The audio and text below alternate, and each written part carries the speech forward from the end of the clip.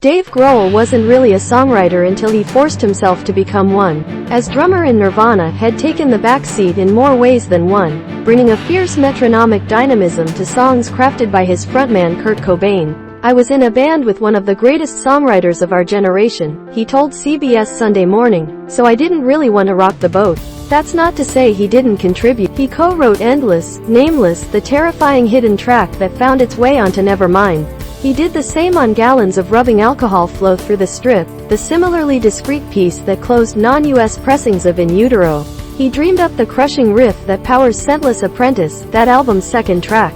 And he co-wrote Marigold, the B-side of Heart-Shaped Box, which he also sang. In April 1994, Dave Grohl had to start again. And he turned to a bunch of songs he'd been writing during his time in Nirvana. "I grew up with the Beatles, I loved Led Zeppelin, I fucking loved the Bad Brains and punk rock," Grohl told Classic Rock in 2011. "But when it comes to guitar playing and song structure, I think that Hüsker Dü might be my biggest songwriting influence. I was a huge Hüsker Dü fan, and obviously Bob Mould's music has influenced the way I write music and the way I play guitar. A lot of what I do comes from Bob. I've name-checked Hüsker Dü songs lyrically. Like In Times Like These it says, I am a new day rising, which is one of my favorite Hüsker Dü records. I had this song that I thought might sound cool if he sang with me on it, call and response, so I texted him and said, hey, do you want to come down?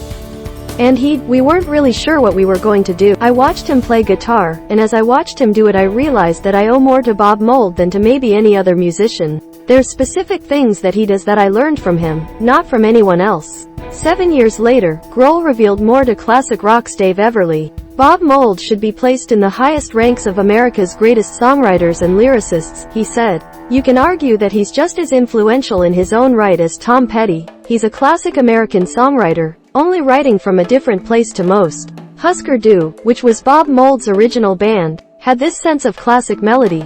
It was almost like a punk rock band playing Byrds songs, which they actually did when they covered 8 Miles High. But there was an entire sense of emotion, with beautiful melody, which could sometimes be countered with this anger and distortion that was really unusual at the time. I'd seen him play in 1984 or 85, but I was just a stage diving, slam dancing kid singing along to the songs. I finally got to meet him maybe 10 years ago. I said, I just have to thank you, because I've really taken a lot from your music.